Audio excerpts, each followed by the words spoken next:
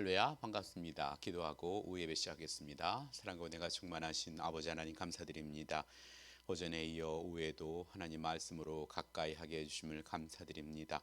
오늘도 말씀으로 만나주시고 성령의 충만함으로 역사하사 한 주가도 예수님의 이름으로 승리하는 재건남 세계 온 성도들이 될 수 있도록 아버지 하나님 도와주시옵소서. 오미크론 아버지여 전염병도 말끔히 물리치게 하시고 영육간의 강건함으로 지켜주셔서 승리하는 저희들이 될 수 있도록 주님 도와주옵소서. 주님께서 눈동자같이 지켜주시고 환부에 안수하사 치료하시고 깨끗게 치료하여 주옵소서.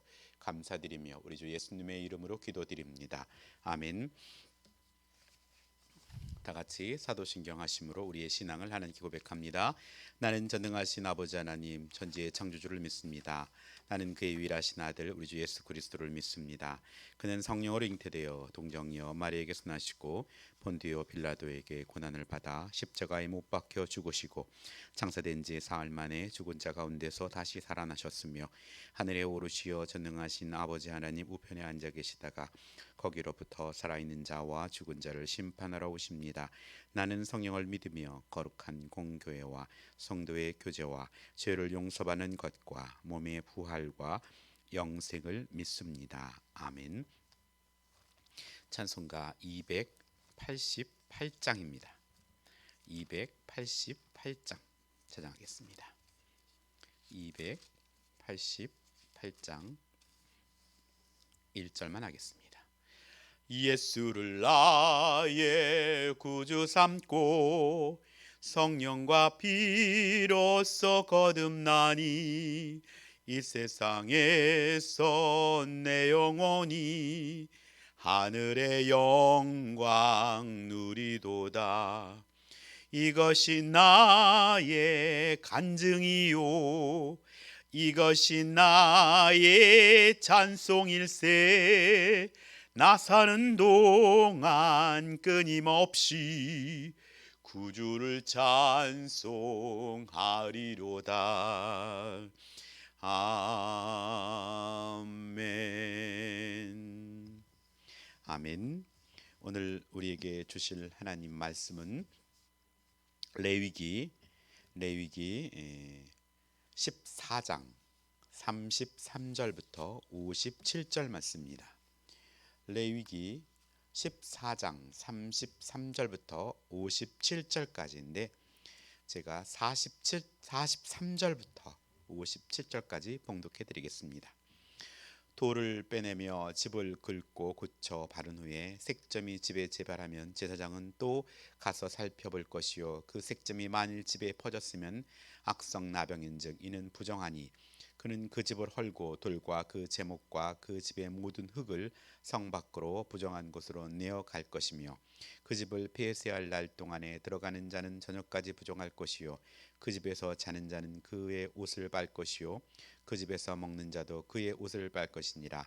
그 집을 고쳐 바른 후에 제사장이 들어가 살펴보아서 색점이 집에 퍼지지 아니하면 이는 색점이 나은 것이니 제사장은 그 집을 정하다 하고 그는 그 집을 정결하게 하기 위하여 새 두 마리와 백향목과 홍색실과 우슬초를 가져다가 그 새 하나를 흐르는 물 위 질긋 안에 잡고 백향목과 우슬초와 홍색실과 살아있는 새를 가져다가 잡은 새의 피와 흐르는 물을 찍어 그 집에 7번 뿌릴 것이요 그는 새의 피와 흐르는 물과 살아있는 새와 백향목과 우슬초와 홍색실로 집을 정결하게 하고 그 살아있는 새는 성 밖으로 들에 놓아주고 그 집을 위하여 속죄할 것이라.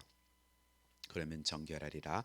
이는 각종 나병 환부에 대한 규례니 곧 오음과 그 의복과 가옥의 나병과 돋은 것과 뾰루지의 색점이 어느 때는 부정하고 어느 때는 정함을 가르치는 것이니 나병의 규례가 이러하니라. 아멘. 할렐루야. 반갑습니다. 네, 오늘은 모든 것을 거룩하게라는 제목으로 말씀을 전하겠습니다. 하나님은 일찍이 내가 거룩하니 너희도 거룩하라 말씀하셨습니다. 오늘 우리들이 살아가면서 만약에 오물을 뒤집어 쓰고 이부자리 속으로 들어간다면 우리는 얼른 가서 벗어서 씻고 또 옷은 세척하는 데 내어놓고 옷을 씻으라고 말할 것입니다. 오물이 묻어있는 상태로 한 이부자리 속에서 같이 잘 수가 없기 때문입니다. 이렇듯 하나님은 거룩하시기 때문에 우리의 죄를 용납하실 수 없게 됩니다. 오늘 레위기를 통하여서 오늘 우리들의 삶의 모든 곳에 거룩하게 하신 하나님을 살펴보면서 함께 은혜를 나누고자 합니다. 고린도전서 5장 6절은 적은 누룩이 금세 반죽을 전부 부풀리듯 죄는 순식간에 우리 삶을 집어삼킵니다. 우리가 적은 죄라도 쉽게 간과하지 않고 철저히 제거하도록 노력해야 할 이유입니다. 악은 어떠한 모양이라도 버려야 합니다. 그렇지 아니하면 어느 순간인가 그 모양을 내 귀에 내 마음속에 들어오게 되고 어느 순간인가 그 악의 자리에 서 있게 됩니다. 아담과 하와의 예를 보아도 그들이 선악을 알게 하는 나무를 먹으면 죽으리라고 말했지만 어느 순간인가 하와는 선악과 앞에 서 있게 되고 결국 선악과를 따먹고 그의 신랑인 아담에게도 주어 같이 죄를 짓게 한다는 사실입니다. 우리가 집을 구석구석 청소하듯 우리의 삶에 묻어난 죄악들도 늘 살펴서 구석구석 청소해야 합니다. 집 안에서 곰팡이가 발견되었을 때 그 집의 주인은 제사장에게 나아가 그 사실을 알려야 했습니다. 집안에 곰팡이가 발생하였을 때 규례는 자신의 몸뿐 아니라 자신을 둘러싼 환경이 이스라엘의 정결을 해치는 요소가 될 수 있음을 이야기하고 있습니다. 어떤 사람도 자신을 둘러싼 환경이나 상황에서 분리될 수 없기 때문입니다. 하여 상황이 존재를 희롱한다는 말도 있듯이 우리는 상황 속에서 진정 하나님의 자녀다움을 드러내기 위해서는 믿음 위에 리더로 굳건히 서지 못한다면 그 상황 속에 휩쓸려 갈 수밖에 없기 때문입니다. 하여 우리는 자신의 몸을 거룩하게 유지하는 것뿐 아니라 주변 환경이나 상황이나 환경에서도 신경을 써야 합니다. 나를 둘러싼 환경 가운데 하나님은 하나님의 거룩을 해칠 수 있는 요소가 무엇인지 생각해 보고 그러한 요소가 만약 발견되면은 정결함을 유지하기 위해 단호하게 끊을 수 있는 믿음을 실천하길 바랍니다. 제사장이 집에 생긴 색점을 보러 가기 전에 36절에 그 집안에 있는 모든 것이 부정함을 면하도록 그 집을 비우게 하셨습니다. 여러 색점은 가옥에 발생한 곰팡이를 가리키는 것으로서 반드시 제거해야 할 악성 곰팡이라 할지라도 나병 정도로 인체에 치명적인 것은 아니었습니다. 그럼에도 불구하고 하나님께서 색점에 대한 정결법을 제정하신 것은 이스라엘에게 성결과 거룩함에 대해 가르치기 위함입니다. 손쉽게 퍼지는 악성 곰팡이를 제거하여 집을 깨끗하게 하듯 우리 삶의 영역 안에서 손쉽게 번지는 죄를 늘 깨끗하게 하는 삶을 살아야 한다는 것입니다. 곰팡이의 확장을 막기 위해 집안에 있는 모든 것을 꺼내게 하신 것은 우리 삶의 모든 영역에서 죄를 철저히 경계해야 함을 의미하고 있습니다. 색점 때문에 이래 동안 집을 폐쇄한 후 색점이 벽에 퍼진 경우 오늘 38절로 42절에 색점이 있는 돌을 빼내고 집 안 사방에 흙을 긁어서 그 돌과 흙을 성 밖에 부정한 곳에 버리라 말씀합니다. 그리고 긁어낸 곳에 다른 돌과 흙을 바릅니다. 번지는 색점은 반드시 철저히 제거해야 합니다. 그 돌을 닦아서 다시 쓰는 것이 아니라 돌을 빼내어 성 밖에 버려야만 했습니다. 또한 주변의 흙도 긁어서 완전히 내다 버려야 했습니다. 이처럼 우리가 우리 삶에서 명확한 죄를 발견했다면 철저히 제거하려는 자세가 필요합니다. 죄를 어영부영 덮고 다른 방식으로 삶을 개설하려는 시도는 오히려 문제를 더욱 키울 뿐입니다. 하나님의 관계는 더욱 관계를 훼손될 것이며 더욱더 깊은 죄악의 수렁에서 삶을 더럽히게 됩니다. 색점은 더 커지기 전에 그 부위를 모두 긁어내 버려야 하듯이 이와 같이 작은 죄도 더 커지기 전에 깨끗하게 제거해야 합니다. 내 삶을 더욱 정결하기 위해서는 정돈하고 제거해야 하는 삶의 습관이 무엇인지 점검하고 또 그것을 제거하기를 바랍니다. 제사장은 그 집에 색점이 재발했는지를 확인해야 합니다. 죄는 없어진 것 같지만 또다시 재발할 수 있다는 사실을 우린 경계해야 합니다. 색점이 재발하여 퍼진 집은 45절에 그 집을 헐고 그 모든 재료를 성박 부정한 곳에 버려야 했습니다. 퍼진 색점을 깔끔히 제거했음에도 다시 번진 경우는 무언가 알지 못하는 근본적인 문제가 집안 어딘가에 숨겨져 있음을 뜻합니다. 이런 경우 집을 완전히 헐고 다시 지어야 했습니다. 우린 일상 가운데 늘 죄와 싸우며 우리를 정결케 해야 합니다. 하지만 일상적 조치로 해결되지 않는 죄의 문제도 있는 법입니다. 마치 집을 헐고 새로 짓듯 때로 우리 삶을 온전히 드러내는 경건의 시간이 필요합니다. 집중적인 기도의 시간, 또 말씀의 훈련의 기간, 혹은 금식과 같은 절제 기간 등 이러한 기간들이 오늘 우리에게 사순절을 통해 정해졌다면 이를 뜻깊게 인식하고 또 정결로 나아가는 그런 계기로 삼을 수 있다면 좋겠습니다. 그 집에 사는 자가 47절에 그 옷을 빨아야 합니다. 색점을 정결하기 위해서는 7일 동안 폐쇄 조치를 하는 동안 그 집에 들어간 자는 부정했습니다. 아직 집의 부정함이 판명나지 않았음에도 단지 들어간 것만으로도 부정한 것은 우리가 주에 대해 엄중한 경각심을 가져야 함을 의미합니다.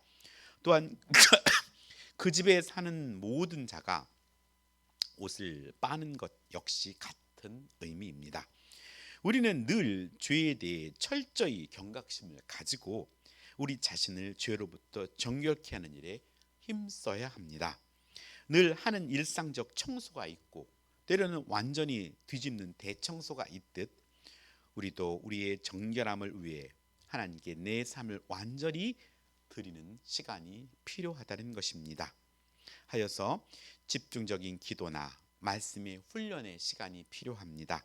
이 기간을 정하여 경건을 위해 힘쓰는 것이 이번 사순절 기간이 되기를 소원합니다. 말씀을 읽고 묵상하고 쓰고 미디어들을 절제하면서 우리가 때로는 음식도 줄여가면서 우리가 할 수 있는 방법들을 동원하여 더 하나님께 가까이 다가가는 그런 시간이 되기를 소원합니다. 색점을 정결한 집에서 색점을 발견하지 않으면 정결례를 치릅니다. 색점이 제거된 집의 정결례를 위해 준비할 것은 49절에 새 2마리와 백향목과 홍색실과 우슬초를 준비해야 했습니다. 색점이 제거되고 다시 재발하지 않아도 그것은 끝이 아니었습니다. 반드시 그 집을 위해 정결례를 치러야 했습니다. 이는 마치 죄를 회개한 성도가 예배의 삶을 다시 회복하는 과정과 같습니다.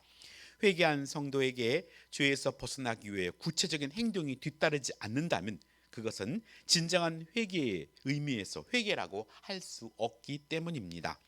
정결례를 위해 준비해야 하는 새는 2마리는 거룩한 제물이며 또 백향목은 온전한 생명의 상징이었습니다. 홍색실은 생명의 피를 상징했고 우슬초는 향기로운 식물로 정결함을 상징했습니다. 질그릇에 담긴 신선한 물 역시 깨끗함과 정결함의 상징이었습니다. 오늘 51절로 53절에 새의 피는 집에 7번 뿌리고 살아있는 새는 성 밖에 들어 놓아 주었습니다. 죽은 새는 예수 그리스도의 십자가의 죽으심을 예표하며 오늘 살아 성 밖에 놓아준 새는 예수님의 부활을 상징합니다. 7은 창조의 날이며 안식일의 숫자로서 온전함, 완전함을 뜻하기에 피를 7번 뿌림으로 온전하고 정결함을 선언하는 것입니다. 죽은 새의 피가 죄를 대속하는 생명의 상징이라면 풀려나는 새는 죄로부터 자유를 상징합니다. 죄는 우리 영혼을 속박하는 것이며 진리는 우리를 자유케 합니다. 진정한 자유는 우리 마음대로 행동하는 것이 아니라 진리 가운데 행하여 새 생명을 누리는 것입니다. 오염된 집을 정결케 하는 데도 하나님이 요구하시는 예식이 필요했습니다. 죄를 그저 후회하고 끝내는 것이 회개가 아닙니다. 하나님 앞에 자복하고 구체적으로 그 죄에서 벗어나기 위한 행동이 필요합니다. 죄를 멀리하고 하나님 앞에서 거룩함을 유지하기 위해 힘쓰는 한 주간이 되기를 소원합니다. 하나님께서 정결을 유지하고자 노력하는 우리의 모습을 바라보시고 칭찬하실 것입니다. 한 주간도 예수님의 이름으로 거룩하게 승리하는 저와 여러분이 되기를 예수님의 이름으로 축복합니다. 기도하겠습니다. 사랑과 은혜가 충만하신 여호와 하나님, 감사드립니다. 삶의 구석구석 정결하게 하기 위해 힘쓰는 거룩한 성도가 되게 하여 주시옵소서. 함께 모여 더욱 경건을 위해 힘쓰고 하나님 앞에 바로 서기 위해 몸부림치는 공동체가 되게 하여 주옵소서. 감사드리며 우리 주 예수님의 이름으로 기도드립니다. 아멘. 주님이 가르친 기도로 오후 예배를 마치겠습니다. 하늘에 계신 우리 아버지, 아버지의 이름을 거룩하게 하시며 아버지의 나라가 오게 하시며 아버지의 뜻이 하늘에서와 같이 땅에서도 이루어지게 하소서. 오늘 우리에게 일용할 양식을 주시고 우리가 우리에게 잘못한 사람을 용서하여 준 것 같이 우리 죄를 용서하여 주시고 우리를 시험에 빠지지 않게 하시고 악에서 구하소서. 나라와 권능과 영광이 영원히 아버지의 것입니다. 아멘. 한 주간도 예수님의 이름으로 승리하길 바랍니다. 사랑합니다.